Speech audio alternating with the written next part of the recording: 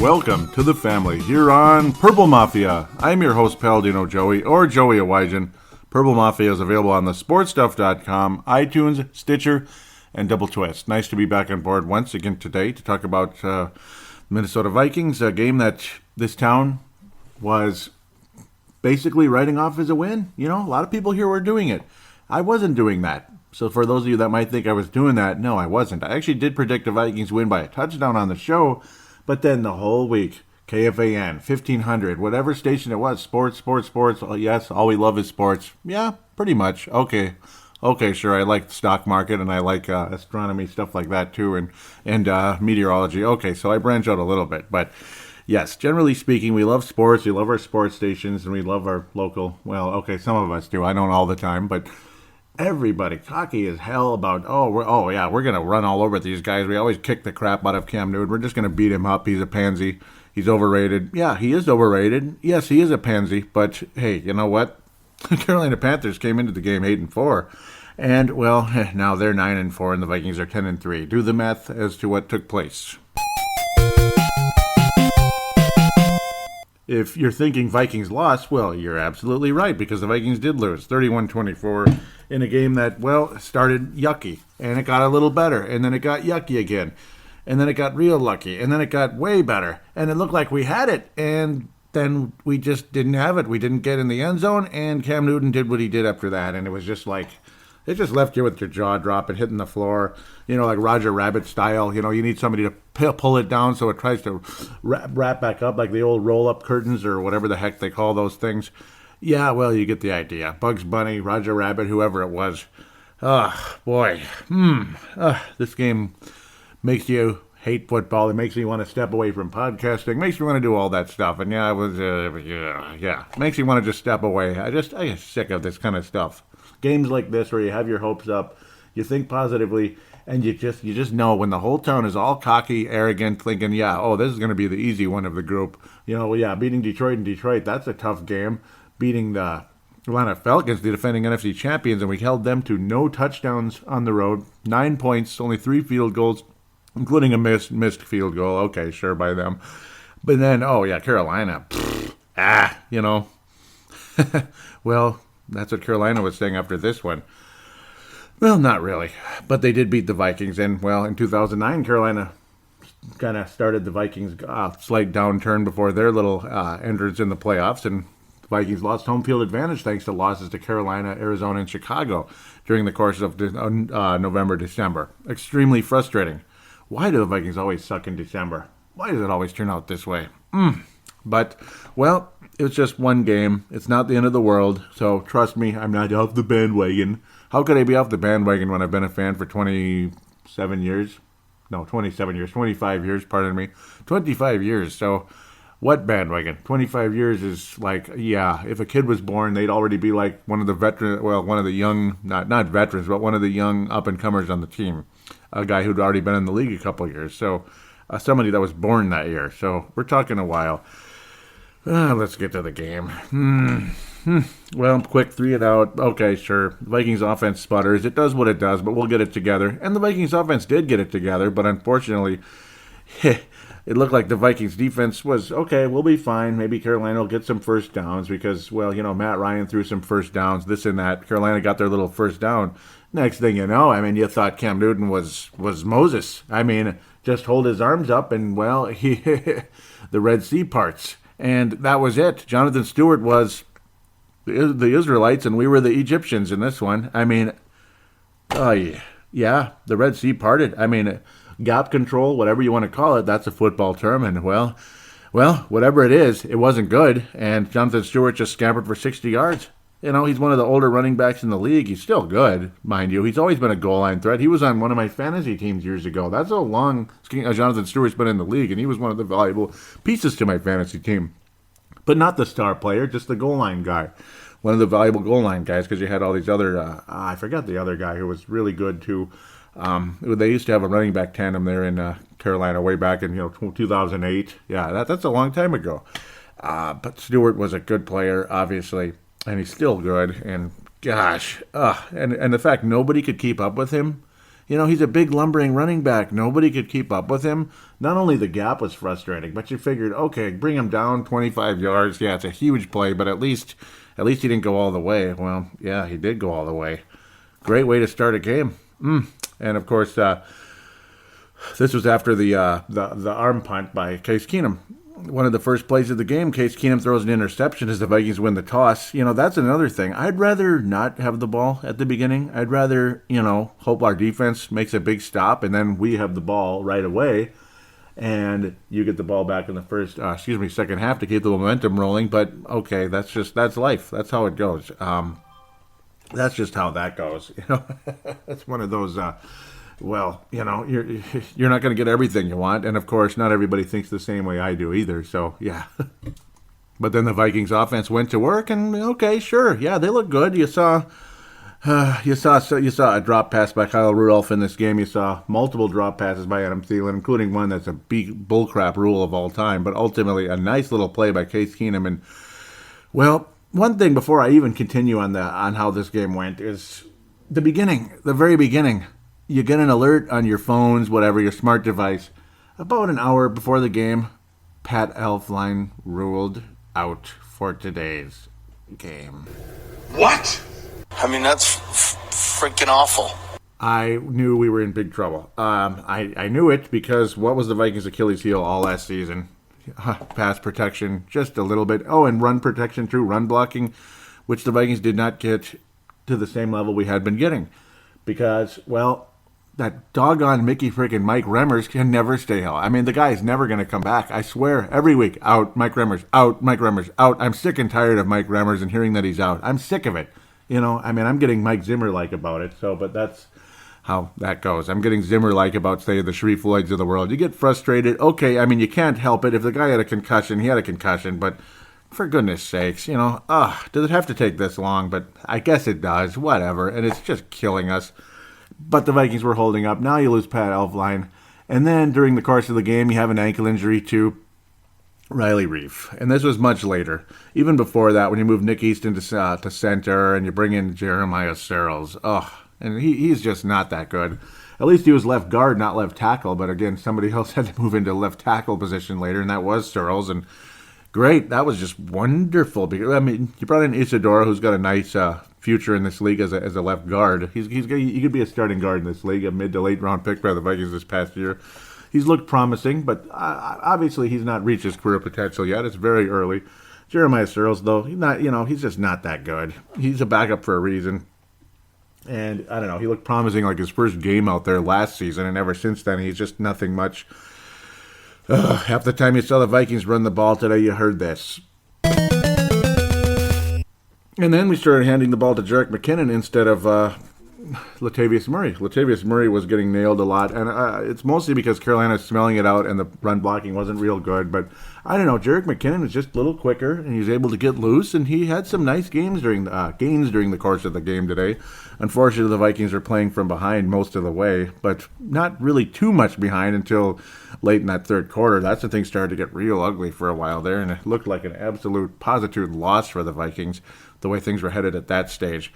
But Jerick McKinnon gave us some hope along the way. So, I mean, we did wind up with 7 rushes, and he was solid on every single one of them. Case Keenum was excellent running the ball during the course of the game. Just an overall frustrating game today, though. Obviously, Keenum very early threw that interception. It was only his second pass of the game.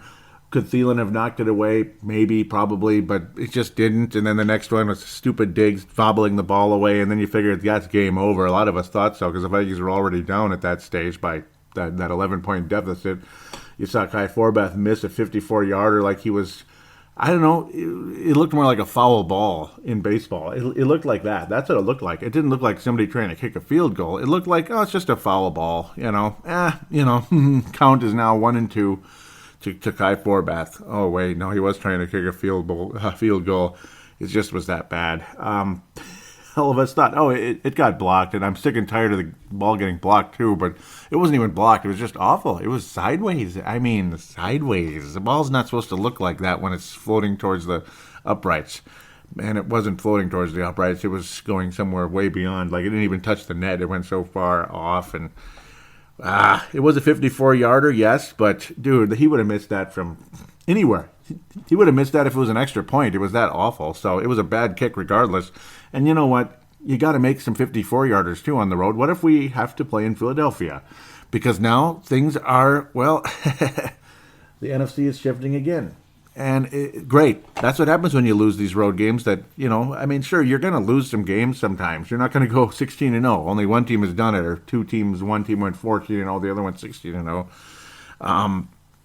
But, gosh, that's what happens, though, when you lose games. Things can shift because the other team gets back ahead. They regain their lead, this and that. And now the hope is we don't get consecutive losses. I don't think we'll lose to Cincinnati. So as long as the Vikings get past Green Bay, 13-3 is a very legitimate possibility, and well, luckily, the Vikings' chances, if they are 13-3, the chances of home field advantage throughout are decent. So we'll talk about that more in the second segment. Overall, when we look at the National Football League, and next week's opponent, with the little nice showing they showed today, that's pretty much like escort the coach out of the building for Cincinnati, and it's about time they did. That's a fireable game. I'm just looking at the score right now. It's fireable. It's time to go, Mr. Lewis. Yes, time to go. I don't even want to talk about this game anymore. I used up so much energy screaming and yelling and getting mad and overreacting a little bit too. And Laquan Treadwell, well, he made some key catch. He made a couple of key catches for first down. That was helpful. But obviously the guy has about as much separation as oil and oil. That's it. There's no oil and water separation with him. It's just oil and syrup. How about just syrup and pancakes? That's about the separation you're going to get with Laquan Treadwell from defensive backs. He just can't do it. He just can't do it. And if you're a first-round pick and you can't do it, that's another Christian Ponder. Literally, Christian Ponder couldn't do it. And today, when you saw the offensive line pass protection today, Keenum looked like Christian Ponder, particularly as things headed towards the Riley Reiff ankle injury, which still no information is coming at this moment. Possibly something will pop up in between now and the next segment or the third segment. As stuff pops up, didn't look as serious, but he still had to get carted off. And when you see your left tackle, who's been pretty much the anchor of your line the whole season and the MVP of the team, in my opinion, when you consider the difference he makes, that's not good news. Hopefully it's only a week, and if it's against Cincinnati, okay, hopefully we survive Cincinnati, because remember what they did with Pittsburgh a week ago. We're talking like they're like a bunch of serial killers trying to injure everybody. For what? For what? Because you hate the Pittsburgh Steelers? I hate them too, but I don't want to injure them. But I don't know, just an overall, just a gut-wrenching game. The pass, it just shows you what happens when you have no pass rush, because then Case Keenum looked like Ponder too, but okay, he's a little better. And that's where I'm getting back to the point now with Keenum able to avert sacks throughout the game today. He was just incredible. He literally ducked underneath Captain Munnerlyn. This was on the pass over to Kyle Rudolph to put the Vikings ahead. Just awesome. And he's been doing this time and time again. But eventually, once Riley Reiff went out, then the sacks started happening, and he ended up getting sacked 6 times because Jeremiah Sherels sucks. Okay? Can I say it? He sucks. And that's why he is what he is. He's just there. I don't know. Sometimes, eventually, when you have enough injuries to your offensive line, this guy is just a guy, and he's not a valuable depth guy. He's not. Well, Rashad Hill was good enough. Joe Berger, well, obviously he's a starter, but he's not one of the superstars necessarily out there. It just shows the value of Pat Elflein, Riley Reiff. They're insane, and that's one of the reasons why the Vikings offense has been so good this year, because Case Keenum has time to throw the ball, and then you add on the fact that he can avert sacks to the level he can. It's just a bonus, because Sam Bradford couldn't avoid anything pretty much. He just couldn't. So only once in a blue moon. And then Christian Ponder was obviously scared half to death the whole time. Bridgewater often had to run too because the offensive line protection was lousy. And you get this kind of result today. A game where you're just cursing and swearing and just writing tweets. Maybe you regret and you end up deleting 1 or 2 of them because it makes me look stupid. So I deleted at least 1 or 2 today.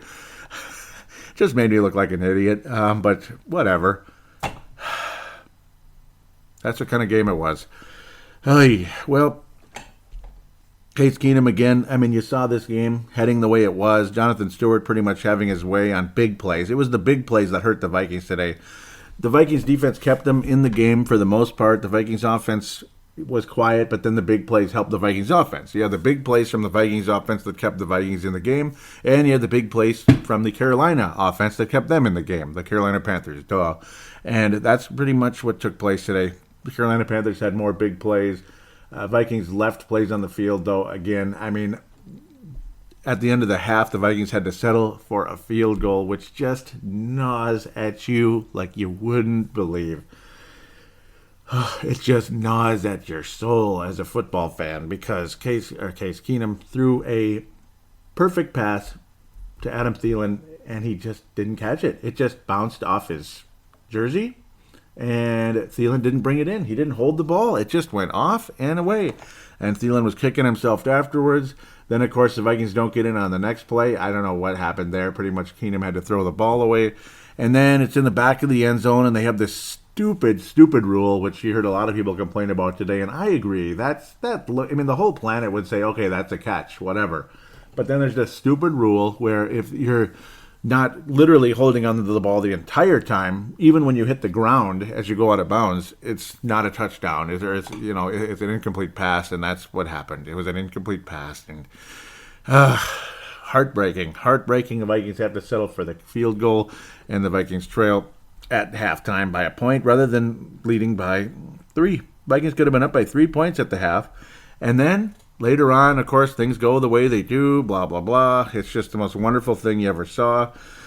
Things kind of kept heading towards the Carolina direction. You saw the Vikings offense sputter, have some moments here and there, but generally that third quarter belonged to the Carolina Panthers. Anytime you thought the Vikings had hope, they didn't during that time. Cam Newton, you had him down, you had him sacked, but he was able to avert the pass a la Case Keenum and hit Devin Funkness, which you want to just call him that word, but you want to just take a couple letters out and add it to him because it was that frustrating when he got that. The Panthers also tack on another field goal. Next thing you know, instead of the Vikings leading, they're down by 11 midway through the third quarter, about 2/3 through it or so. And that's the point where you think pretty much things are all over. Case Keenum throws that interception into coverage with Mr. Stephon Diggs, who I think has become one of the softest players in the NFL right now. I mean, he had a play today too where it was a 9-yard reception. He just went down. He just sat. He didn't even make a move. He just sat down like, oh no, that's okay. I'm down. And you make a step, and it's a first down right away. Luckily, the Vikings would get a first down along the way during that drive, but I forget exactly when that play happened. But it's just the fact that it was just such a wimpy, and you saw it time and time again throughout today, and you've seen it in the past, but today you saw it more and more, where he just would go down literally and just say, okay, I'm down, rather than try to make a move, which might add another 5 yards and guarantee a first down or get you closer to field goal range, even though Kai Forbath's your kicker and you don't trust him too well. But, well, that's how things go. Luckily, the Vikings offense would surprise everybody when you thought this thing was pretty much done and dusted.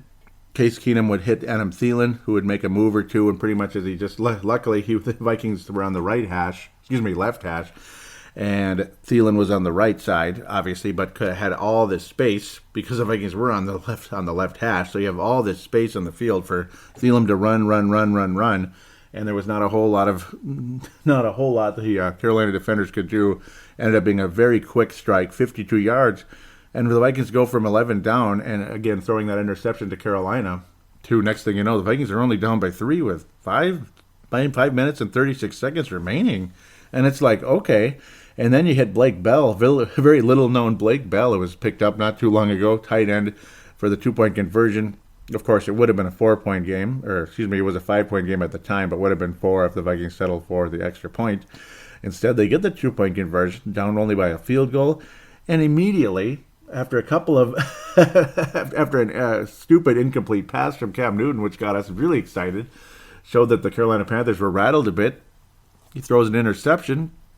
Anderson Dejo was able to catch it after it bobbled away from Mr. McCaffrey, their young Mr. McCaffrey Christian McCaffrey of the Carolina Panthers, bobbled the ball away kind of like Mr. frickin' Stephon Diggs. Ugh, I'm tired of Stephon Diggs right now. As good as he is, he bugs me. He's a wimp, and he's always hurt. And he just doesn't make the plays that you'd like him to make. He's just, he's just hoping to get pass interference here and there. And you're not seeing the big play that you're seeing from Adam Thielen. You're seeing Adam Thielen make the big plays, not Stephon Diggs, when it should be both of them, frankly. Kyle Rudolph occasionally makes some big plays here and there, more of in the end zone than anything else, but which is very nice. We'll take it any day of the week. But again, drop passes by Kyle Rudolph to Adam Thielen multiple times throughout the game today that drive you crazy. Missed routes and everything, too, as well, by Adam Thielen. There was a missed route where he kept going, where the play was to have, it was going to be more of a short play where Thielen would turn around and catch the ball, a curl, and apparently it wasn't. Some play calling questionable here and there. You're going deep for Thielen when it's a 2nd and 1 and it's an interception. That was kind of silly. Or not Thielen, for Diggs. That was also that same play, which leaves you kind of stunned a little bit. But I don't know. I mean, frustrating overall game today. But we'll get back to the point now. After Cam Newton threw that interception, Mr. Anderson Dejo returns the kick. You think, oh my God, he might get in the end zone, and we're going to be ahead. We're going to be ahead by 4 points against an offense that's been flustered all day today. But no, he did get tackled on the 6. Okay, we'll find a way to get in the end zone. We'll be okay. And then there it is. Thielen drops a sure touchdown on the first down. Next play, threw away. And then it's just heartbreaking. Absolutely heartbreaking. The Vikings do not get in the end zone. Another throwaway or a sack, actually. Just Thielen dropped another one at that stage. Just heartbreaking. And Case Keenum takes the sack, and we have to settle for the field goal. Tie game. Okay, hopefully the Vikings defense is back in it again, and Cam Newton's going to be stunned, though he was silent in that place after that interception. It looked like the Vikings had the game out of nowhere. Just complete shocker. Come back from 11 down with about 6 minutes remaining. Incredible. But, well, pretty much right out of the gate. Right out of the gate, pretty much. Cam Newton, after one first down to start things out, Cam Newton scrambles a little bit. The Vikings miss. One miss after another. And next thing you know, Cam Newton goes all the way down 63 yards, pardon me. And then just a couple of plays later, Jonathan Stewart's able to rush up the middle and put the Carolina Panthers ahead. Vikings do their little drive attempt at the end. It doesn't go well, and the Vikings end up losing the game. No overtime, nothing like that, of course. And there it is, 31-24, the story of the game. And, well, missed tackles throughout the game, dropped passes. I'm not mad at Case Keenum, obviously, but it just shows what happens and how much everyone's value drops immediately when you're losing key members of your offensive line. It also shows, too, though, when your defense isn't playing up to their potential. We know what they're capable of. I mean, 9 points against one of the best offenses in the NFL, maybe one of the best in NFL history last week. And then this week, they're not making key plays, and they're getting beat on huge gaps that are taking place, missing tackles. And next thing you know, they give up 31 points in a game. It wasn't because Keenum fumbled at the goal line or anything, stuff like that, or a special teams touchdown. I mean, God bless, we haven't given up those, knock on wood here. But we're not getting them either. I mean, we're getting no special teams love touchdowns or anything like that. But a couple of good returns by Sherels today. We do appreciate that. He did nearly fumble one of the kickoffs deep in Carolina territory. He did fumble it, but he recovered it right away, so thank God for that. Keenum did get called for a fumble at one point in the game, too, when it was a strip sack. That was heartbreaking along the way, too. So at the end of the day, 3 turnovers for the Vikings. Case Keenum, it was a strip sack as he was just about to release the ball, tipped away. Just not the fun game for the Vikings in Carolina. And it's just, I don't know, the cockiness of everyone in town. You just kind of got this feeling. I mean, we go back to like 90... What year was this? Back in like 94 or something. I thought, oh, we'll beat the Giants. It'll be fine. This wasn't 94. What year was it? This was sometime 96 or something. Yeah, Vikings were 4-0. And you go into, or was it 9-7? 97. It was one of those 2 years. You go into New York, though. Oh, we'll beat the Giants. They're 0-4. Everything will be fine. And the Giants just rolled over the Vikings that whole game. It was ridiculous. So that was the beginning of it for me, when you get all cocky thinking we're going to be just fine. And then that team rolls all over you. It's never easy to win on the road, regardless. I mean, they could be the Cleveland Browns. It's never easy. It isn't. You can never take a road win for granted. They're worth their weight in gold. So we're going to wrap up the segment with the awards. The Fran Tarkington Award for this show, for this episode, well, you want to give it to Theilen, but those drop passes were just really frustrating. And he should have a second touchdown, though. That rule is bullcrap. I don't even know where to go with this one. It's tough. I mean, there were missed tackles by almost everybody. I thought Linval Joseph was outstanding for the most part, but again, you could kind of blame it on him a little bit. Anderson Dejo was pretty good, though he missed a tackle or two along the way. The interception, pass deflections, this and that. Xavier Rhodes was generally really good. You saw Mackenzie Alexander gamble for an interception, which also gave up a 20-yard play along the way, which did not help the Vikings at all. Fran Tarkington Award for this. I mean, should I give it to Case Keenum? Because I think he kind of kept the Vikings in this one. The defense was frustrating throughout the game today. I will give the Fran Tarkington to Case Keenum because even though he had interceptions and all that junk, he still, with the pass rush coming his way, the way it did the entire game, to keep the Vikings in it and give us hope at the end, I guess I will give it to Case Keenum. The Christian Ponder Memorial, it's like the injuries to the offensive line and then the guys that replaced them. I guess that's kind of the situation, but you can go with several players on the defense as well, missing tackles and such along the way. You even saw Harry the Hitman miss a tackle, a really key tackle late there for Carolina as the Panthers continued to do their march along the way, which kept them ahead. Just in general, just the pass and run blocking was yucky today. Honorable mention to Jerick McKinnon as well for being just as valuable as he was. I mean, Theilen had the big numbers and such, but some of those key drops were just killer. The one before the halftime was just killer. That's 4 points getting left on the board. Play after play getting left on the field throughout the game today. So that's pretty much the case. We're going to give the Fran Tarkington to Case Keenum and the Christian Ponder to basically the pass blocking situation, the injuries, and the guys that replaced them. We'll be back for segment number 2 after this.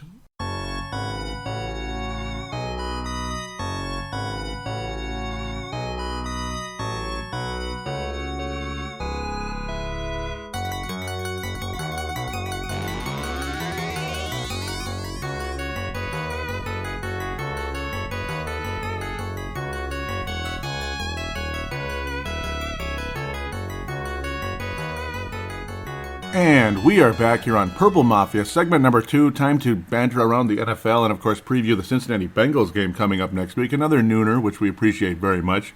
Then, of course, we go to a Saturday evening game with the Green Bay Packers and wrap up the regular season with the Chicago Bears, the Bears. So the Vikings minimum will be 12-4, hopefully best 13-3. Well, obviously, there is still a possibility the Vikings could finish what would be 10-6, but yeah, I don't think so, or 11-5. I don't think it's going to go that bad. 12-4, 13-3, more than likely the two scenarios. I want 13-3, damn it, because I want a real chance at home field advantage. Things could get very interesting as the balance of power shifting once again in the NFC back to where it was. Philadelphia beat the Rams today, and the Vikings are now 10-3, of course. Philadelphia 11-2, number 1 Philly, 2 Minnesota. So the first round bye still very much cemented as the Los Angeles Rams lost to the Eagles. We'll talk about that in a little bit. New Orleans is now number 3, of course. Even though, they're still number 3, believe it or not. Even though the Falcons took care of business with them. We'll talk about that in a second. And Carolina 5th. They do hold the tiebreaker on the Vikings and are 1 game behind. So there is always that really crazy, extremely devastating scenario. But we'll try not to think about that. We'll just try our butts off not to do that. Let's talk about that Atlanta game a little bit. They outlast the New Orleans Saints on Thursday Night Football. Nice week this week, really, in games. You have like Seattle, Jacksonville, that's good. Rams and Philly, that was the game of the week. Obviously, Minnesota, Carolina, pretty significant, and it ended up being extremely significant. Unfortunately, things did not go in a positive direction for the Vikings at the end of the day. But, you just kind of have to go the way you go. Drew Brees was solid throughout the game. He was sacked a couple times, and whoa, this is just popping on the screen.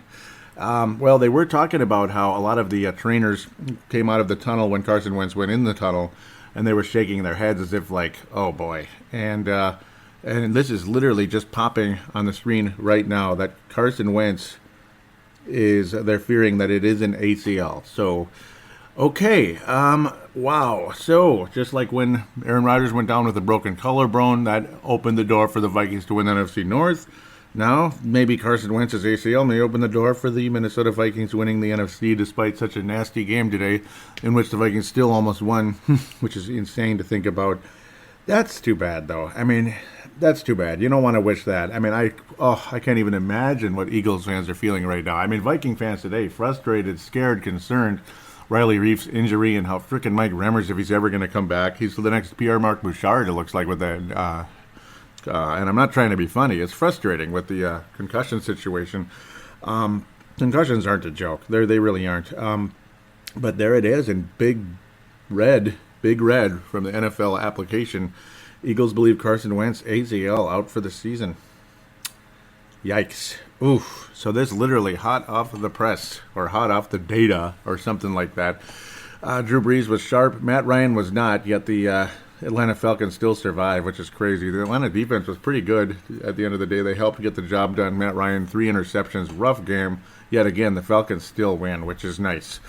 Big help from Devonta Freeman along the way, who was also frustrating for the Vikings to tackle along the way. Michael Thomas got over 100 yards receiving, like he almost always does. Julio Jones back into his near 100-yard range, but 11 targets. Again, Matt Ryan, kind of a yucky game, and boy, that is just I'm a little distracted now because that's a big deal.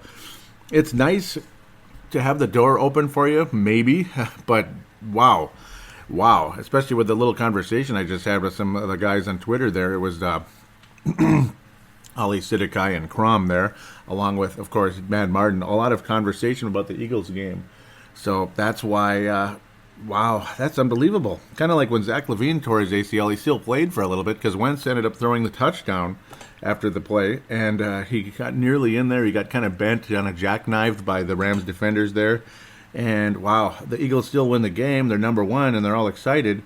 But, well, all I got to say is good thing they have a nice backup, Nick Foles, so maybe he's their Case Keenum. So, I don't know. Season of destiny for Minnesota, Philadelphia. Very, very interesting scenarios taking place in the NFL today. And I mean extremely interesting. I don't know. I thought maybe he would miss a game or 2 games, or maybe he's okay. No idea. But the way they came out shaking their heads, as Aaron Andrews said, it was like, the plot thickens. Buffalo, Indianapolis, yucky game. It seemed like these guys just played. I don't know. But Buffalo won in overtime, 13-7. Oof. Don't really have anything else to say there. Yucky game. Buffalo hanging on. Let's switch back to the AFC a bit for the playoff picture. Pittsburgh, New England, they haven't played yet. They're both 10-2. Pittsburgh officially number 1 at the moment. But that's still coming up as we progress here into the evening. Man, it's like, but it's like I need to get the show going. The show must go on, unfortunately, in terms of that. Jacksonville won today. They're number 3. They're still hanging on to that 3rd seed. 4 losses, so Pittsburgh and New England very, very much hanging on to the bye in the first round there in the AFC. Baltimore hanging into their playoff position, 7-5. They'll be playing on Monday night, I do believe. Tennessee 8-5. Kansas City 7-6. They finally won a game. It took them forever, poor guys. And they're still the 4th seed because they're still first place in the AFC West there. Hard to believe. Oof, yucky division there. Yuck. Yeesh. Nasty division there. But it is what it is. Let's keep going. Chicago, Cincinnati, we'll talk about that last for obvious reasons. Green Bay, Cleveland, that's pretty close to last. Kansas City over the Oaktown Raiders. The Raiders are junk, and it's too bad. 6-7. Neither one of my Super Bowl picks will even make the playoffs. And that's just all there is to say about that, I think. And I do got 2 people that wrote 5-star reviews on iTunes. I've got to mention it today. Oh, guys, I'm sorry I missed it. They're about a month ago. One of them was a month ago. One's maybe 2-3 weeks ago in early November. One's at the end of October. I want to thank you guys. I have not forgotten about you. I had been checking. Maybe it just didn't show up right away because iTunes does that sometimes. So, no, I'm not just promising stuff that I don't intend to keep. Don't intend to keep the promise. That's rude to do that, saying, I'm going to mention you and give you a star. Well, no, those 2 guys will be getting stars today. Both of them, and thank you very much. Kansas City Chiefs 26 over Oakland, 26-17. One of them even mentioned how I do this. I go over the other games a bit in the second segment because it's fun too. It's interesting. It's Sunday, damn it. The whole NFL season is mostly Sunday. A little bit of Monday, a little bit of Thursday, and again Saturdays as we get into the end of the season, the final weeks, which I think is fun also, particularly as you slide into Wild Card Weekend and the division round. Derek Carr, Alex Smith. Yeah, what the hell? I thought Derek Carr was a franchise quarterback. And when the 49ers took Alex Smith many, many years ago, number 1 overall, they thought he was a franchise quarterback. Cricket time, crickets. Let's listen to those crickets. Yeah, I don't know.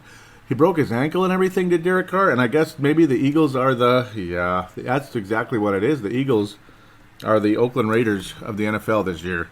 All this hope, all this excitement, all this coming in. And ACL in this case. It was broken ankle last year for the Oakland Raiders. Eagles fans, you know what? I'm not cheering for this injury at all. I'm sad. I'm sad for you. I really am. I truly am. And I know you're probably like, yeah, thanks, whatever. It doesn't make us feel better. And no, it doesn't. And I understand. I truly understand. Because the Eagles, they're looking for their first Super Bowl too. And both of us, Minnesota and Philadelphia, we're looking for that first Super Bowl. We want it so bad, but maybe it really is our year because we're the home team, blah, blah, blah. But I hope Philly gets a Super Bowl also very soon. And I wish Carson Wentz a speedy and complete full recovery so he can continue to reach his career potential because the guy, he's living up to the hype. It's nice to see some quarterbacks actually live up to the hype, including Jared Goff, who coughed the game away, the son of a gun, that fumble. That was just, rookie errors. 2 young guys, second year, number 1 and number 2 in the 2016 draft. Kind of cool when you think about that. And this is just like the old days back in the 90s when the New York Giants were and Dallas was the best team in the NFL. Cowboys 30, New York 10. Yuck. Whatever. McAdoo was fired over the course of the week as well. He sucks, and so does the general manager. New York Giants, though, the ownership, too, not so good. Cleveland, same problem. They fired the general manager but are keeping the coach. So, Hugh Jackson. Interesting. Detroit and Tampa, we'll get to that in a minute. San Francisco over Houston. Hey, 49ers back-to-back. How about that? And there's another quarterback out for the season with the ACL and with Watson there in Houston. I feel bad for them, too, because they were doing good, and Watson was awesome, and they haven't won since. In fact, they haven't. They've just been devastated. TJ Yates, Tom Savage, same old story. They're just sick of looking at those guys. It's like DeVaris Jackson and Sage Rosenfels. It's just the same old thing. Same old names. Oh, goody. Great. Just we're going to suck for the next 10 years. That's kind of what the feeling must be right now in Houston. And you feel for them because they had that future, and the guy has an ACL, and you just never know how they're going to recover. Jimmy Garoppolo racking up the yards. Not the sexiest numbers in quarterback rating and touchdowns and all that, but still good. The hope is there, and he doesn't have a whole lot to throw to either. How many people have heard of all these guys? Not everyone. Some of them are okay. Marquise Goodwin over 100. Garrett Selleck, those are names, but they're not like big names, like back in the day. You could go on forever. Carlos Hyde, 78 yards on the ground. Let's just keep moving. Not a whole lot of people are too interested in San Francisco versus Houston at this point, but they're screwing up their draft pick, I guess, a little bit, but maybe they have their quarterback if he wants to stay.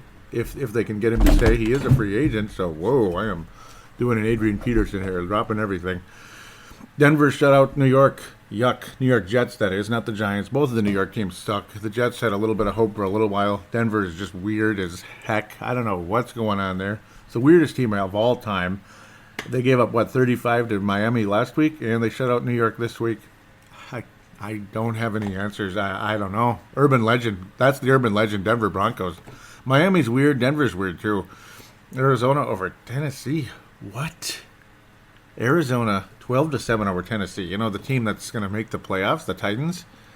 Bruce Arians' defense there. Woo! The Arizona Cardinals. That's a good win. That's good. Wow. That's nice. I'm impressed. I'm actually impressed here. Dead serious, because Tennessee's a first-place club in the AFC South. Well, not anymore. They're second place. I'm going crazy. It's Jacksonville. Arizona's still kind of semi-staying alive. 6-7? That's not bad, considering how dead they should be. I mean, not bad. Blaine Gabbert is like garbage, but he didn't get them killed today. He was okay. And he didn't throw any touchdown passes, but still. And Kerwin, not Sherwin Williams, another good week for the Arizona Cardinals, and no Adrian Peterson.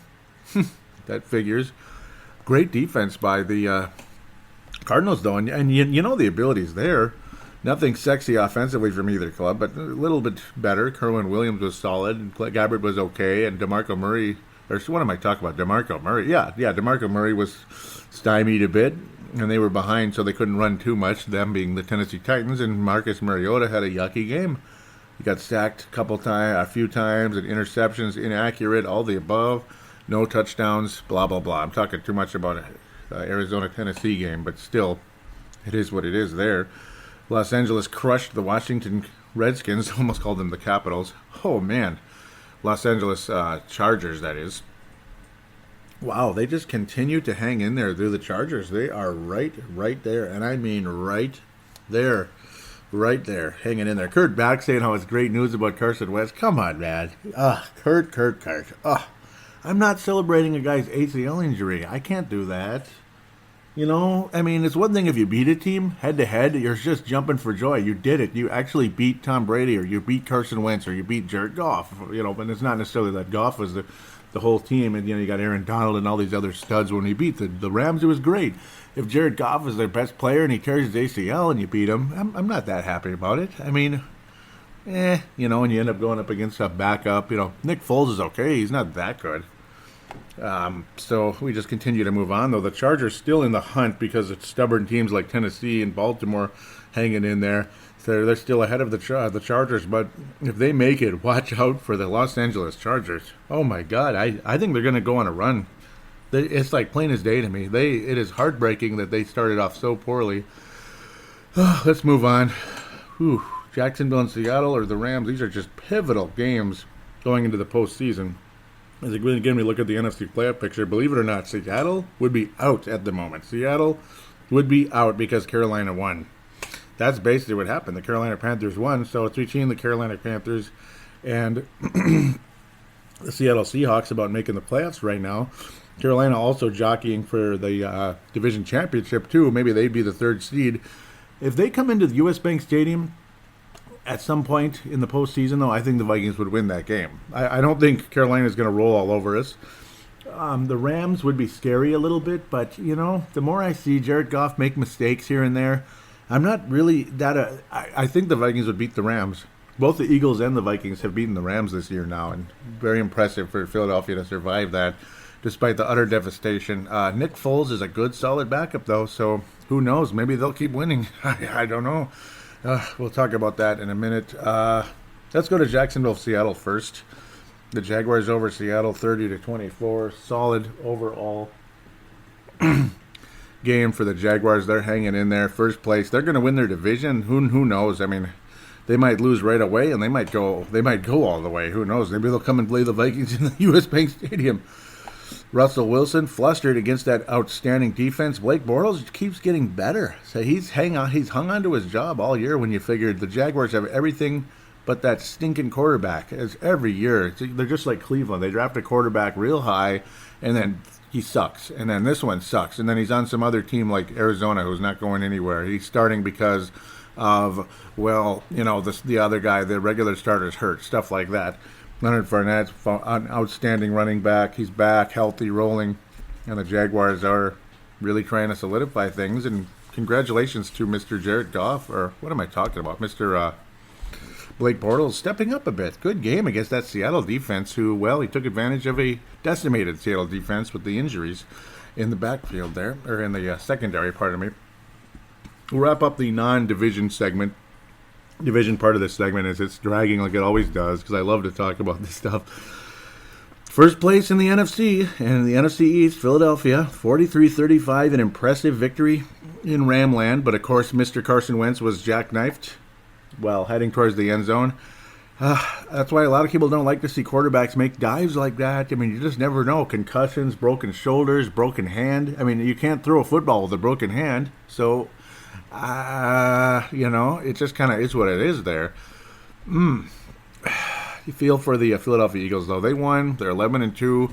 You want to get mad and get frustrated because, we're never going to get past this stinking team. They're just going to stay up there, but it's going to get interesting. It's going to get very interesting in the coming weeks. Jared Goff had a crucial fumble late, and despite he was fairly solid throughout the game, that Philadelphia defense, despite giving up 35 freaking points, still big and strong at the end when it mattered most. Interesting, though. It is interesting to note, and yes, it was in Los Angeles where the Vikings played the Rams in U.S. Bank Stadium, but to think how the Rams got their 7 points real early, and they never scored again. So, very interesting to put that note together. Eagles gave up 35, Rams scored only 7 in U.S. Bank Stadium against the Vikings. So, put those two things together, think about it for a minute. Philadelphia was only up by 7, but of course they got a fumble 6 at the end there. Jared Goff passed to Farrell Cooper. There were laterals and all this other junk. Tavon Austin, that's about all he's good for. He's not really a good player at all. Taken very high, a reach by the Rams a few years ago. Just useless as far as I'm concerned. Fumbled during all the laterals, and that was all she wrote there.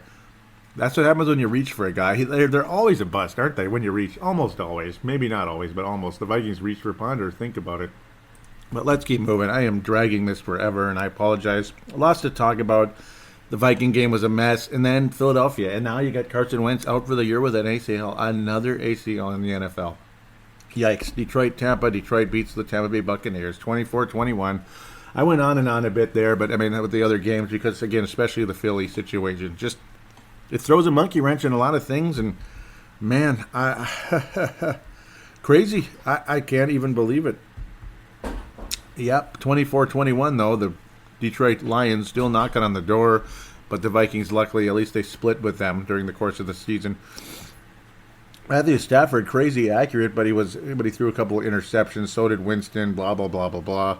And the Detroit Lions survive over the Tampa Bay Buccaneers despite a ferocious comeback by the Bucs. Detroit finishes the job. As we like to attempt to move forward, talk about Green Bay and the Cleveland Browns. It had to go to overtime, and Green Bay still won. It's just, So Green Bay's also 7-6 now. Can you believe that?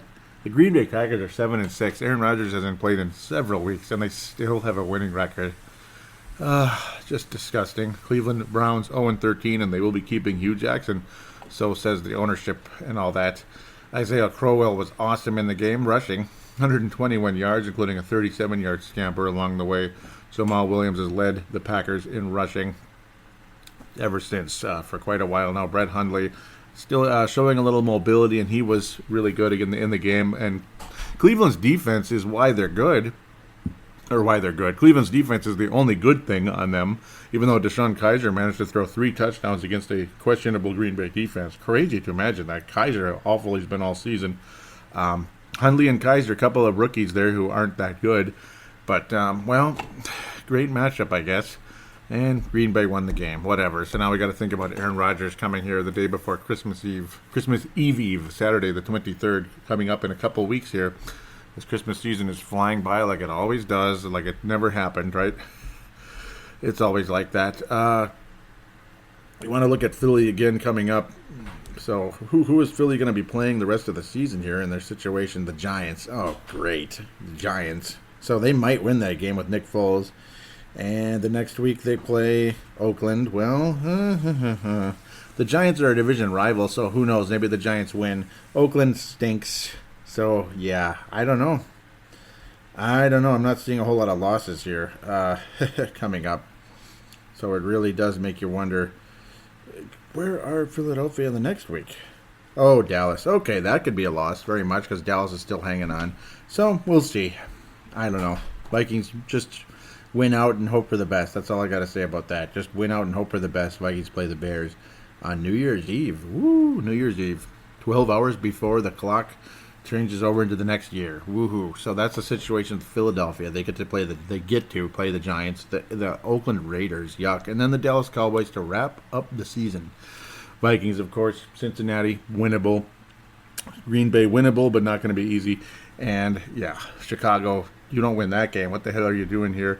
Let's talk about the Bears and the Cincinnati Bengals. We're going to be playing the Cincinnati Bengals coming up. Not a whole lot to say about the Bengals at the end of the day. They stink. They've fallen apart over the years. Andy Dalton is a quarterback that was once looked on as, man, the Vikings passed on him. Man, they took Christian Ponder. Ugh, stupid move. That just shows how dumb what's-his-name is. Rick Spielman. And Andy Dalton's not a whole lot better than Christian Ponder anymore. He really isn't. Cincinnati blew it. They had a chance to get a haul for A.J. McCarron going to the Cleveland Browns. They blew it. And that's how things turned out with that.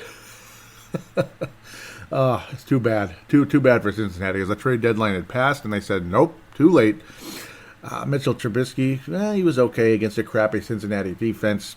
A defense that was supposed to be good with all these names and all that. Jordan Howard ran all over the Cincinnati Bengals throughout the game. I mean, 33-7. The Bears just romped this club. And don't be surprised if you hear about the firing of their head coach, Marvin Lewis, between now and then. Because this is a fire your head coach type of game. Cincinnati Bengals, you just hope that they don't come into the Metrodome and beat us. But I think regardless, I think Cincinnati's done. And if the Vikings lose to Cincinnati, yuck.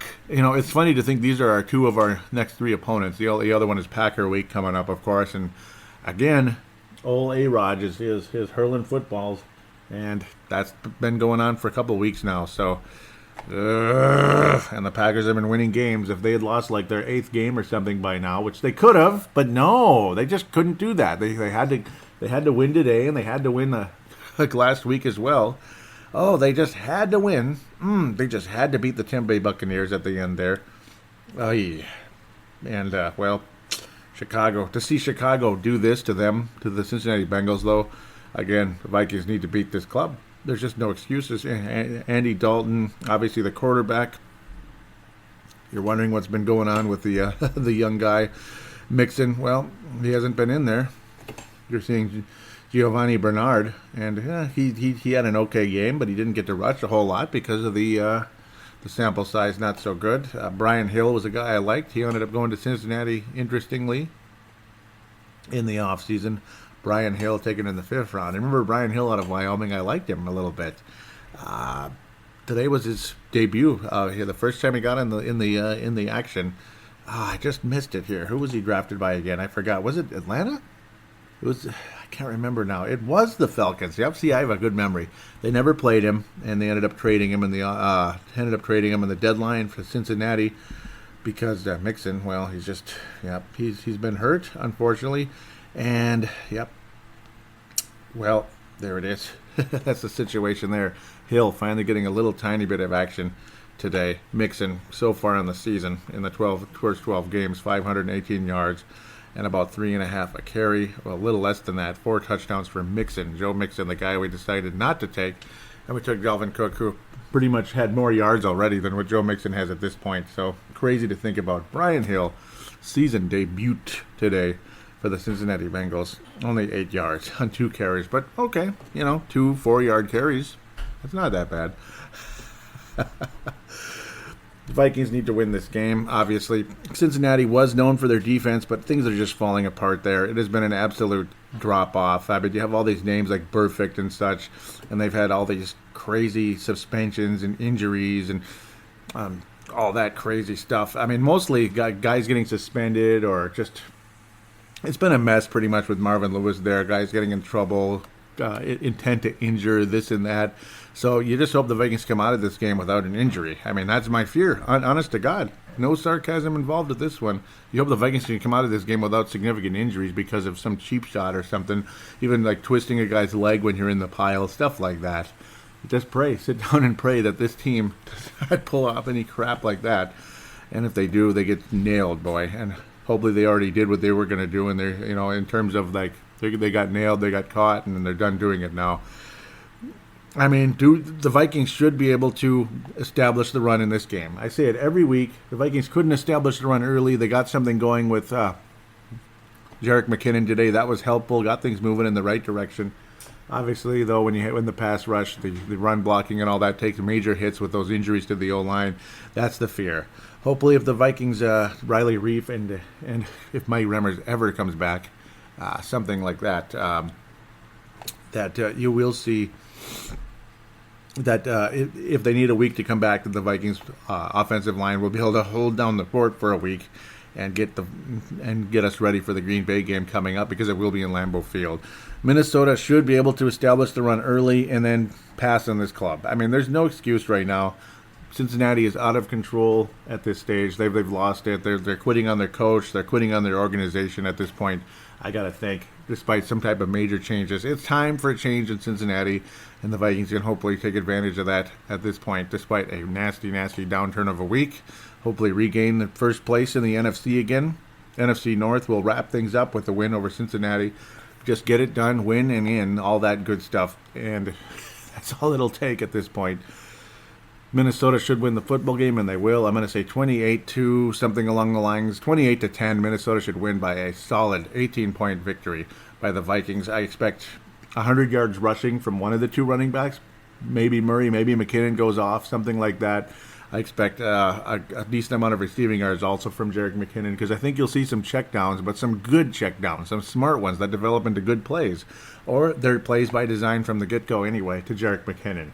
I expect McKinnon to be one of the major factors against the Cincinnati Bengals, and of course establishing the run, maybe parting the Red Sea, so to speak, for Latavius Murray, because that's more of the game with him. He's a north-south. Jerick McKinnon is an east-west. That's not news, but let's keep establishing that. And then, again, make sure you don't get hurt. Try not to turn the ball over. Try not to be too sloppy.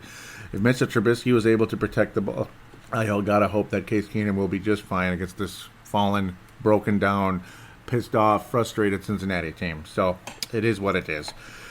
Minnesota 28-10 over a distraught Cincinnati club, and the Vikings move to 11-3 and hopefully a tie, at least a tie for first in the NFC once again. We'll just have to wait and see what happens as the freaking Giants will be playing the Eagles. Let's take a break, and we'll open things up with Matt Martin and Brent Jacobson.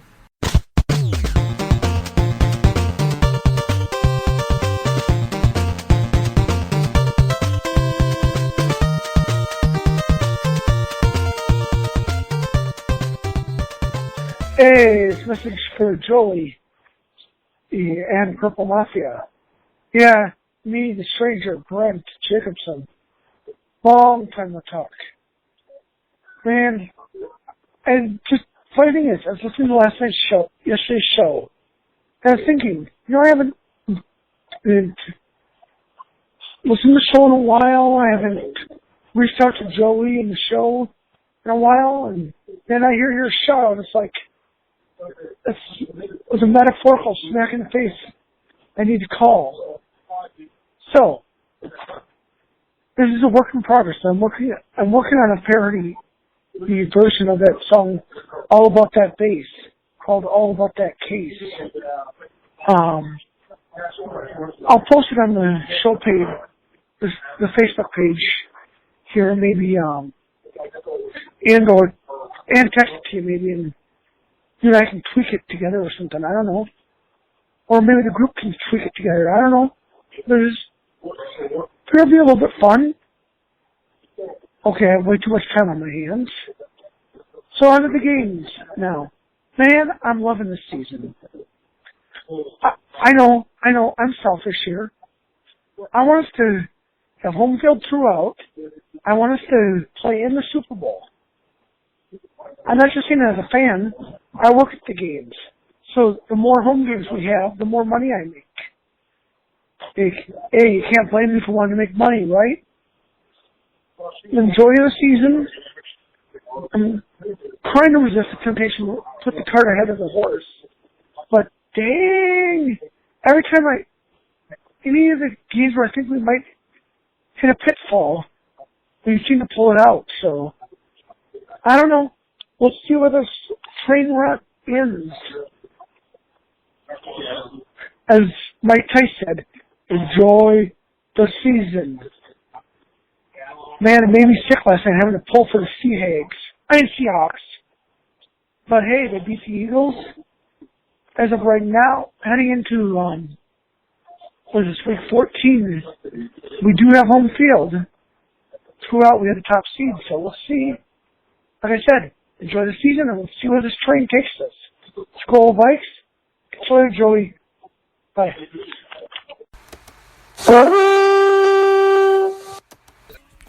Evening, Joey, from a very cold and frozen north of Scotland. Winter is here. It's about 20 minutes till the game kicks off in Carolina, so I'm gearing myself up for hopefully an entertaining night where we put Cam Newton in his place again, as the Zimmer defences have done in the last two occasions. Quite different from last week. I think, for the first time in a long time, actually quite nervous about a game, especially during that first half where I felt the Atlanta D certainly had the edge over our O. But we found a way to win. The defence was very, very solid. It stopped Mr. MVP from scoring a TD, which I believe is 32 games in succession where he had actually scored a TD. Some achievement. This team is legitimate. I've not wanted to buy in. I think like a lot of other probably older Vikings fans out there, any of us over 50, will remember the Super Bowl appearances. Anybody under 50, you're going to be very hazy, and your memories are basically of 3 championship losses, and 2 of those were pretty heartbreaking in some respects. So it's very difficult to perhaps get as emotionally involved as you want to and buy into this. But looking at this team, it's very, very different from those 3 teams that made it to championship matches. It is a pure team effort, and we have a remarkable coach in Zimmer. He's built an incredible defence, and it has the hallmarks of what Bud Grant was doing 30 years ago. My biggest hope is that this isn't a one-season wonder, that this is now the start of something that could go on for a decade. A team that's competitive and is in the postseason year after year. But that's for the future. For now, we need to win the next 4 games. I still feel going to be successful in the postseason. We have to have that home field advantage. A win against the Kitties will certainly push us towards securing that. Bearing in mind Philly's schedule after the Rams, and hopefully the Rams will beat them in LA.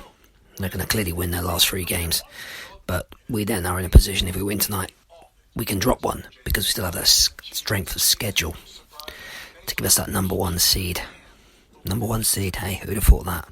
If you'd said to me 6 months ago this team was going to be 10-2, number 1 seed in the NFC, I would have said you're a raving lunatic. But here we are. So let's embrace it, let's enjoy it. And brothers and sisters, let's beat those Carolina Kitties. Beat the Kitties. Skull people. Look forward to 11-2. Hey Joey, enjoy your afternoon of footy. Skull.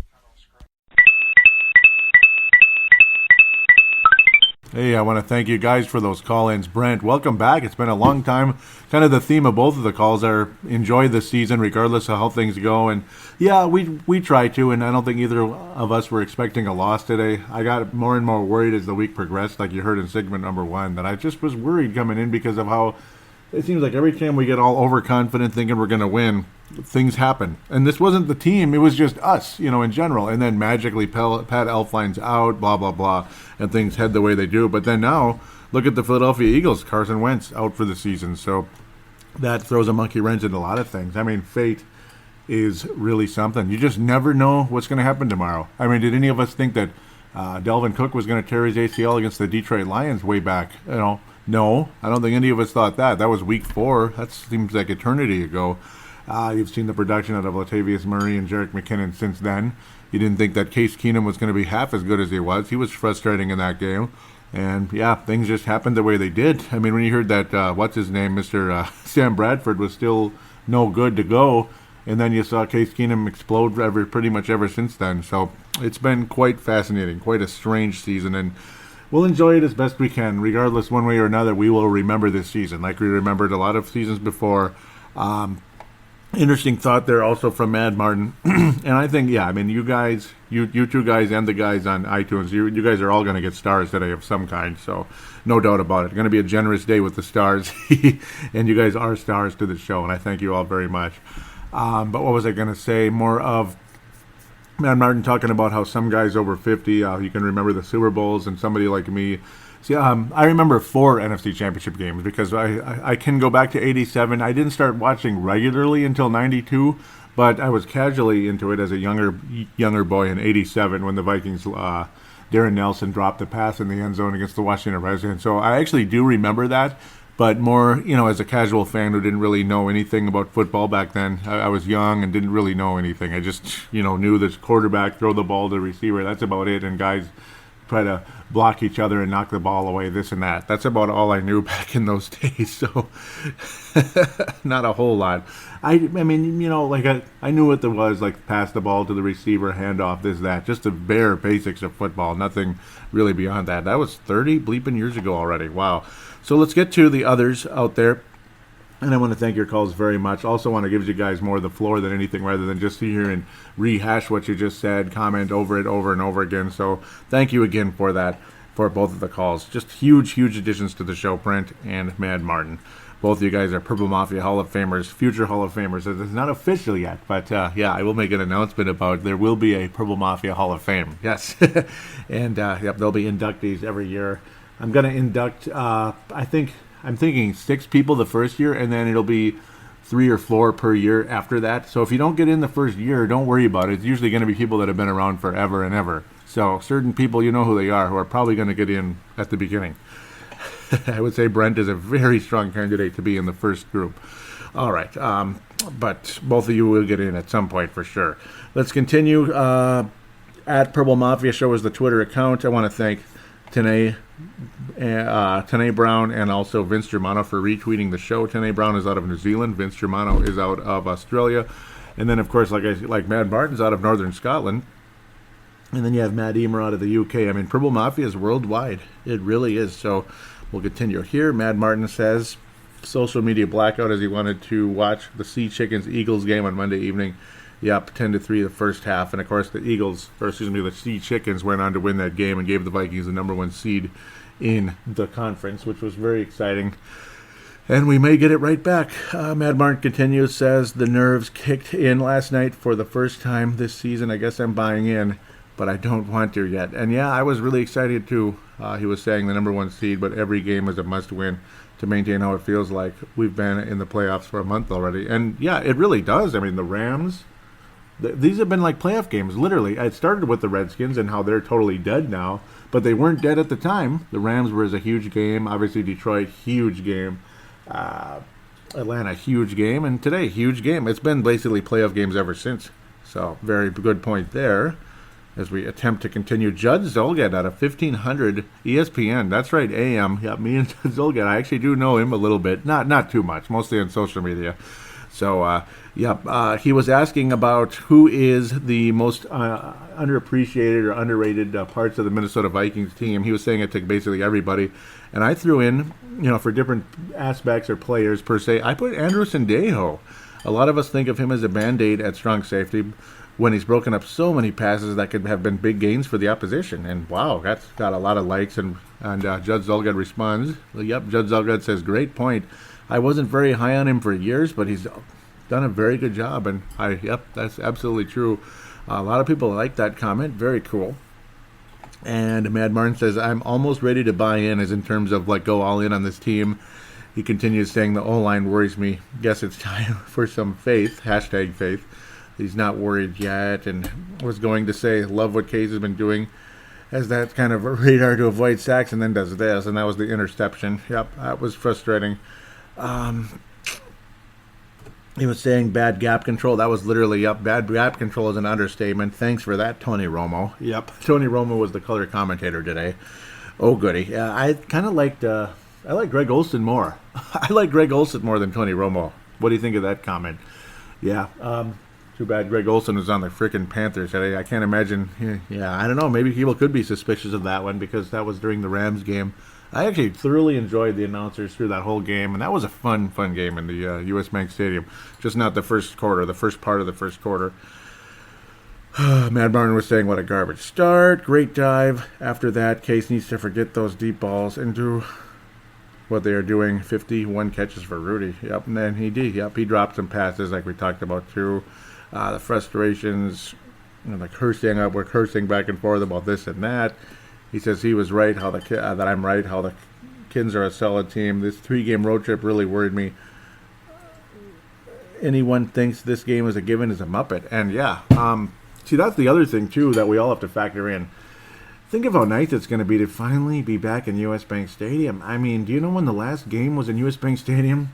The Rams game. That's a long time ago. I mean, that was way back. That was before Thanksgiving and all that, and we're like halfway to Christmas already. So, sheesh, that's a long, long time ago. I was still working. I was still working outside, but luckily I had that Sunday off. Oh Lord, let's continue. It says hate that from the media. Yep, how they're being overly positive, overly cocky, and all that. He was saying build them up, and you're guaranteed a loss. Too early for us to lose faith. And yep.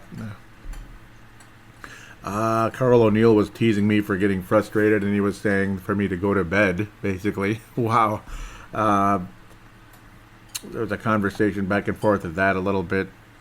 And he called me a typical pessimistic fan. Wow, look at you. Yeah. Okay, so Mad Martin says the Panthers have one threat they had one threat on Funkness, and he was uncovered. Yep, that was on that touchdown that put the Panthers at 14 points, where Cam Newton beat a Case Keenum. He ducked under the sack, and then wide open to Funkness. I can't even say his name. Funkness. I can't even say it. Funkness. I don't even remember exactly.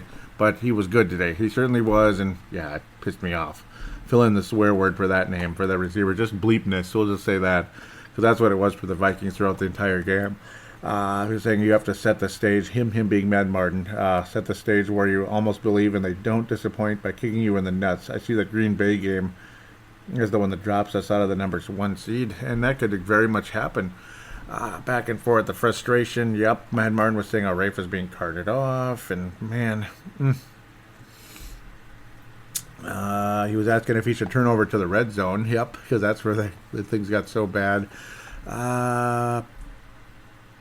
He said he lost the stream, so no idea how we get to that score. Yeah, but yeah, he actually had the whole thing go out on him. Yeah, it was very frustrating. As there were calls along the way too, where people would want to believe that Jonathan Stewart fumbled the ball before, but he had crossed over the line, so it's unfortunate. It was too late, too little, too late, this and that. So we're going to try to continue. We're going to scroll through a little bit here because there's just too many. Otherwise, I'll be here all night. Good conversation, though, back and forth. He was saying how if the Eagles win, that's the number 1 seed gone. Do we make the Super Bowl? I know what I think. If we lose the number 1 seed, I think it'll be a game a lot like what we watched today and what we watched years ago in New Orleans. I think we'll lose. I don't want to lose the number 1 seed. So now it's looking really strong, though. I think we probably would beat Philadelphia. But then again, who knows? I mean, that defense is frustrating. You can tell. And they drove us crazy last year, and it was the game when people started getting hurt and this and that. Actually, watching it was when Jake Long got hurt officially. I was getting frustrated about things, and then Crum said it could still happen easily.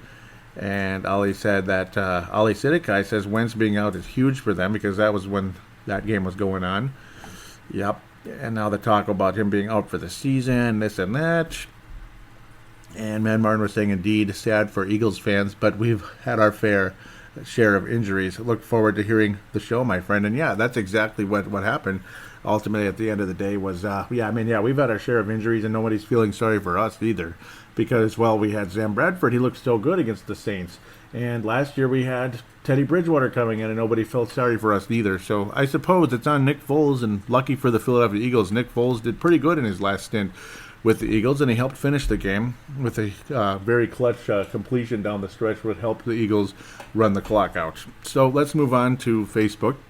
I'm going to give a quick shout out to MN Vikings Haven. Do give that page a like.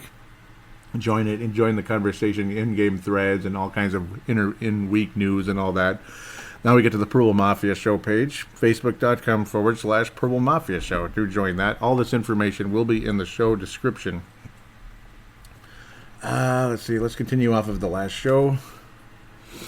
Mark Carlson was saying it's 3 a.m. and man, I want to listen to this podcast. Can't wait till 6 a.m. Thank you, Paladino Joey, for making my Monday great again. I love what you put together there, and I'm on your side on both categories there, if you know what I mean. Making Monday great again. Yep, and that's my goal, because Mondays aren't always so great, are they? Gerald String out of Nebraska. Mark Carlson is out of Iowa. He says, just when I thought it couldn't get any better, wham. Love the Menards plug, dude. Completely caught me off guard there with that sweet little snippet. That is classic, Joey. Replayed that about 1 million times, LOL. Exactly. Actually, one of my favorite stories to boot, too. Funny. Listen to Purple Mafia and save big money. Why wouldn't you do that? Man, I would love to get Menards as a sponsor. That would be very helpful, actually. It's about time. Wouldn't it be about time I got a sponsor? Then I wouldn't have to get frustrated with games like today and think about walking away, because why would I walk away then, right? That'd be the silliest thing. I was talking about how the Vikings were number 1 in the NFC. Let that sink in. A lot of people were excited about that. Mark Carlson said, I'm so happy and proud, so proud as a fan. Cedric Paulding out of Mississippi says, Skull. I must say this team is playing with a lot of heart.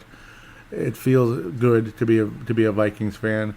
I'm hard on Case, but he has done an excellent job so far. Go Vikes, Skull.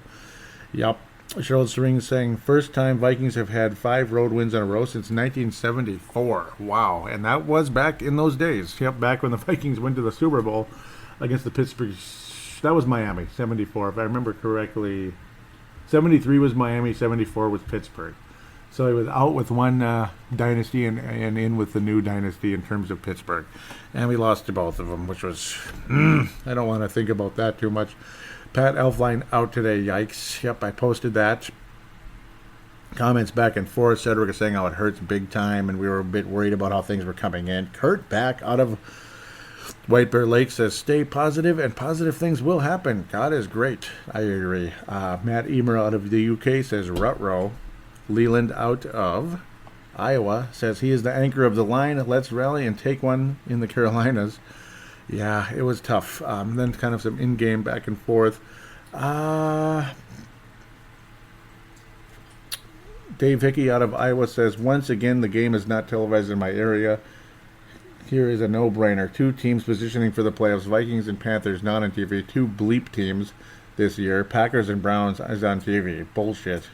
I hate going to bars to watch games I have an interest in, even though I'm not crazy about some of the announcers. I do like to hear the game, and you can't hear it in a bar. Yeah, it's just noise the whole time, and everybody's kind of halfway there, and it's hard to concentrate on a game when you just hear noise all the time, too. So that's definitely frustrating. I can feel you there, Dave Hickey, without a doubt. So now we will quickly move on to the in-game thread a little bit. Going to dig back in there. Dave Hickey had something awesome to say in there. He says, thanks for the gold star from last week, Joey. It's nice to have a show like this, which I enjoy listening to, and I even get acknowledged for it. Thanks again for your hard work and commitment. A big gold star for your commitment, Joey, and thank you very much, Dave. And guys like you, they're why I keep coming back, even though I get really frustrated with this team and frustrated with the sport itself, with all the bullcrap calls and rules that tend to just put a buzzkill on your day sometimes. It's depressing. It can really be depressing to watch sometimes when things go so negatively, so quickly with this club and all that. So thanks again, Dave. You make it worth it. You really do. Josh Henry was saying this has to be Case Keenum's worst game of the season. I think the Pittsburgh game was worse.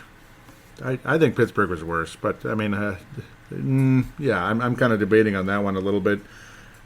It wasn't Case Keenum's best game. I can't disagree with that part of it, but worst game, I don't think so. I don't think it was that bad, but Brett McCarthy was saying, that's it. Hope Thielen's okay, and yeah, Theilen also was on the not on the cart, but kind of on the table a little bit for a while.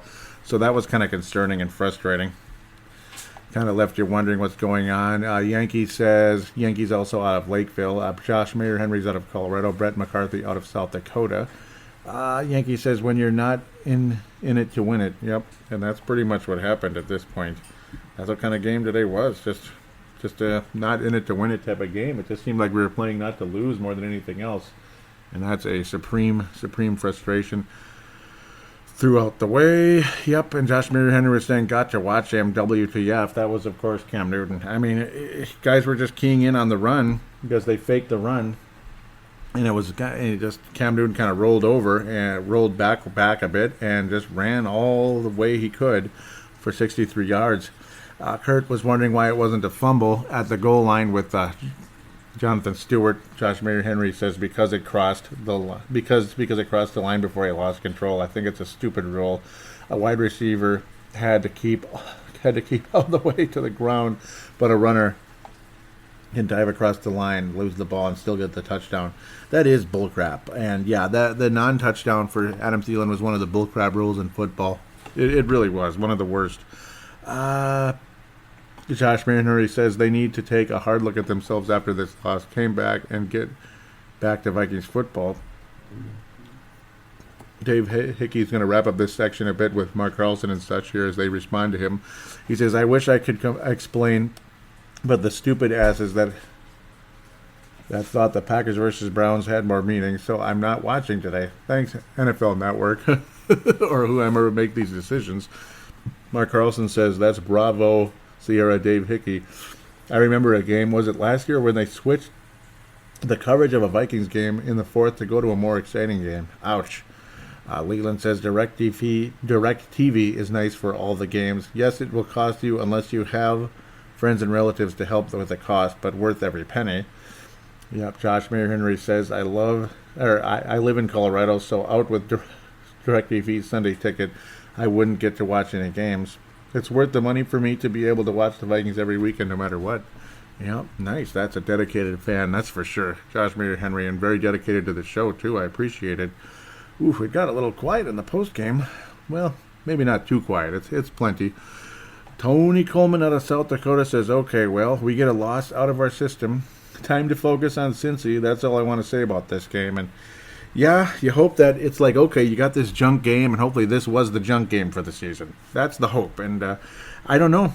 I hope so. Eric Mustard says, ugly game, ugly reffing, ugly protection for Keenum, ugly play, yet the Vikings hung in it. If they can clean up the protection and get their heads back into it, they'll be fine. Hopefully none of the injuries are serious. And to me, that's the absolute number one thing there, is hopefully none of the injuries are serious. Good thoughts there, Eric. Tony says, by the way, go Rams. And the Rams did not win the game, but they injured Keenum. Oh, don't say that, Joey. They injured Carson Wentz. Jacob Ederheim says, besides the big play runs for Cam and Stewart, Cam Stewart, that was a former Wild player. That's funny. Cam Newton and Jonathan Stewart. This defense did good overall, in my opinion. Hard to play defense when the offense creates turnovers. Offense was still good, but not as good as we've ever seen. It all stems from beat-up offensive line. Refs did have a poor game, in my opinion. I thought that one fumble was a clear pass, and yeah, I mean, that was a close one, and of course, it seemed like a lot of the major calls in the game went against us. And again, the two face masks that took place early on that really set the tone for the game. I mean, the two face masks, I don't even think I even mentioned that in the first segment because there were so many other things to say. The two face masks really set the tone because the Vikings had the Carolina Panthers crippled. They had them crippled, and that drive just kept going. It was a 7-7 game. Keenum had just caught the Vikings in the end zone to tie it right back up after we were scared from the start. It was 3rd and long. You would have brought, I forget if it was, I think it was Stewart. It might have been Stewart. I think it was Stewart that had the ball, or was it McCaffrey? I can't remember exactly which one. But then you had the stupid face mask call. 15-yard penalty. So 3rd and 16 becomes an automatic first down. How dumb is that? And on the next play, you have a face mask again. The first one was Anthony Barr. That one was close. I mean, the Anthony Barr one, though, you could say that was more of just his finger on the face mask. But regardless, watch it. It's the kind of stuff that gets called. And then, of course, the next play, literally the next bleeping play, Cam Newton face mask by Everson Griffin, and then that's 30 yards right there. I mean, just 30 yards, and that just changed the whole morale of the game, it seemed like. It took the Vikings forever to get things back in the right direction, so extremely, extremely frustrating at the end of the day. Boy, oh boy. Terrible, tough game. Thank you, Jacob. Great comment there. getting me going. And yeah, and he didn't mention the face masks, which is fine though. But I mean, it's like I have it right in front of me, and how can you forget that anyway? And I didn't even mention it in the first segment, but huge, crucial part of the game there. Most people listen all the way to the end of the show, so at least I got it in. Crucial part of the game, though. Major change to how things went in the game. Leland says, hard enough to beat a good team, but almost impossible when you have to beat the refs, too. Although we almost came back, now it's time to wait for the injury reports to trickle in. And yeah, that's scary. Luckily, we haven't heard any major stuff like broken, because if there was a broken bone, we would have known right away when it comes to Mr. Riley Reiff. So if it was a broken bone, they would know pretty quick, I got to think. Just like they have a pretty good idea about the ACL with Carson Wentz. Again, I feel for Eagles fans there. Josh Mayer Henry says, tough to lose this one. Stings a bit because we are the better team. I agree. Now they get back to work and get back on track next week, and they better. Mark Carlson will wrap up this section, says this game should have been a win. A missed field goal, though it was a long one, and a ticky-tack incomplete pass call nearing a clear touchdown would have helped change the game outcome. Yes, yeah, the touchdown at the end of the half. And we could, it's just, it really hurt.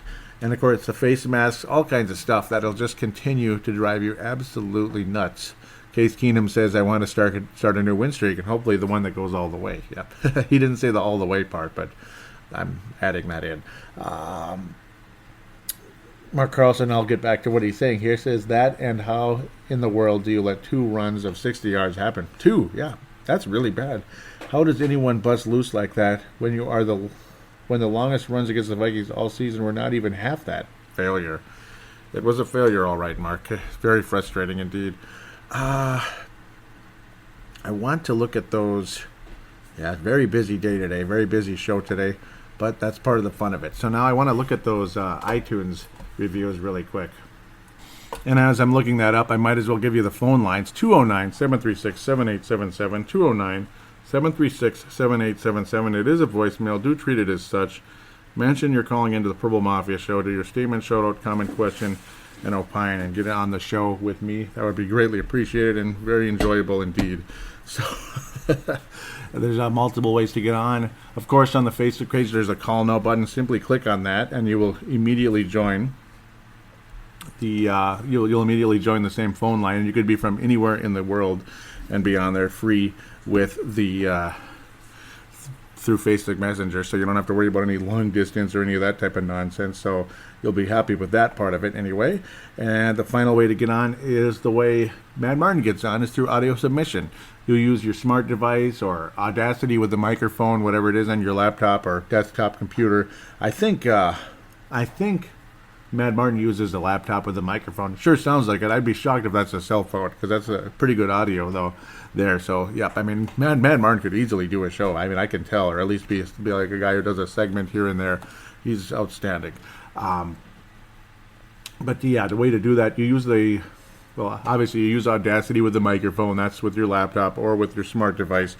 Any type of free voice recording application on your smart device, and email it to save it and email it to paladinolive@yahoo.com. paladinolive@yahoo.com. I will then convert it into an MP3 file with Zamzar. Thank you very much for that, Zamzar out there. That's a website that converts files for free as long as they're not too big. If they're big, then you pay a fee or whatever, which is fine. It's only fair, right? So that's how you're able to get on the show that way. And it's wonderful to have that. All the information, including the email address, will be in the show description. And that's how you join at the end of the day. With that, I wanted to get there we go. I had it coming up, and yeah, we'll go down a bit here. Some of them, they go back so far, and you keep sliding. And here we go. On October the 24th, Loadmaster11 says, and he gave a 5-star rating, if you're a fan of the NFL, and more importantly a Vikings fan, you will enjoy this podcast. The host, Paladino Joey, knows sports and is up to date on them. Up to date on the team, coaches, and players. The show is produced weekly after each game, covering highlights and insights of plays and players.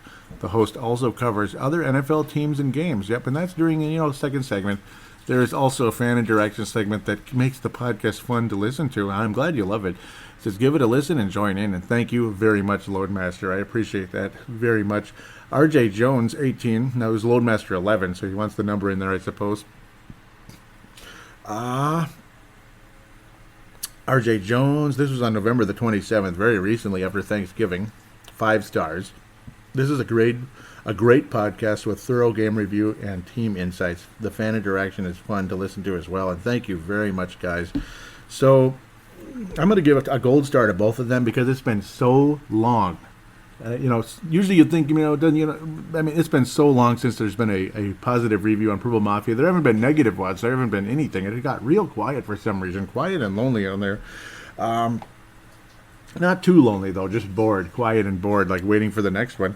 Loadmaster and RJ Jones, both of you deserve a gold star today. And thank you very much for taking the time to write these reviews, especially Loadmaster. That was a really nice thing and very in-depth. I mean, you get like the overall platinum gold star for this show, Loadmaster. But RJ Jones, you also get a gold star for the show. You guys really helping the show in a big way. 2 silver stars to Brent Jacobson and Mad Martin for the awesome call-ins. Huge, wonderful things to say today. Greatly appreciated. And just big help to the show. Add to the fun, add to the enjoyment, and good insight as well. Boy, you could give it to so many people. Whew.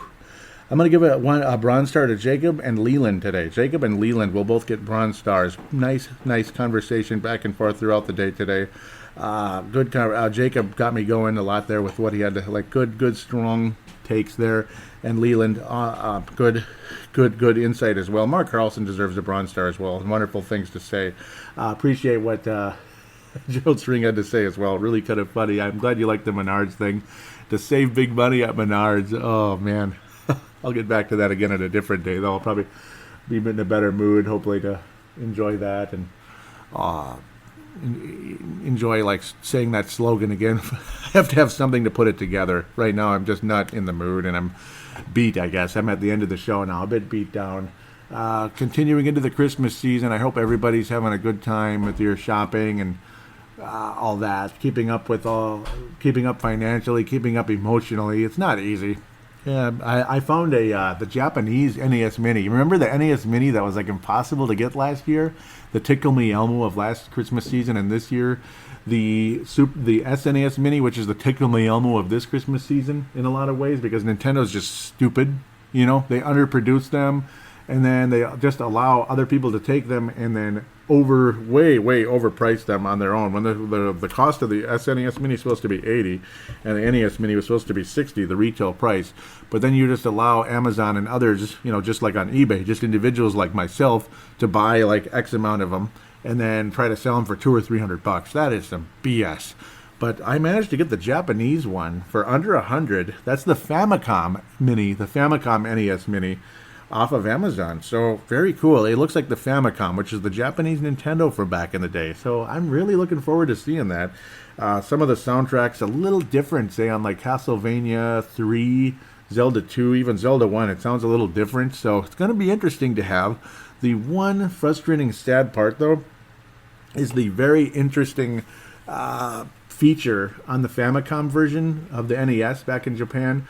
The second controller had a microphone on it. How interesting is that? And the Pulse voice characters with the big ears in the old Zelda 1, well, it says they hate loud noise, which made all of us, in the manual, which made all of us wonder what the heck that even means, because how can you make loud noise? Okay, you put a bomb there. It didn't do anything. But what you do is you yell into that microphone in the Famicom version, and they all pop. They die right away. So, yeah, but unfortunately, see, it has like what looks like the microphone on there, but it's just there for look. On the mini version, apparently, it doesn't have the same reaction. I don't know why they would take that out. Just put it in. Come on, Nintendo, you suck. So that's the case there. Blah, blah, blah, blah, blah. That's my little post-show, little conversation, little fun thing for this episode. Hope you're enjoying your Christmas season. I'm going to turn that into my Christmas present, I guess, with Christmas money or whatever the heck happens over the course of time, because people usually send money, so I'll use that. And there's my quote-unquote Christmas present. It's going to be cool regardless. Hope all of you have a safe week and the Vikings get back on track against a dangerous Cincinnati team in terms of their I don't know. They're a little mean over there in Cincinnati, and they're in a bad mood, even though they're not real good. So, God willing, we come out of this okay, and feel for Eagles fans. Riley Reiff, please come back healthy.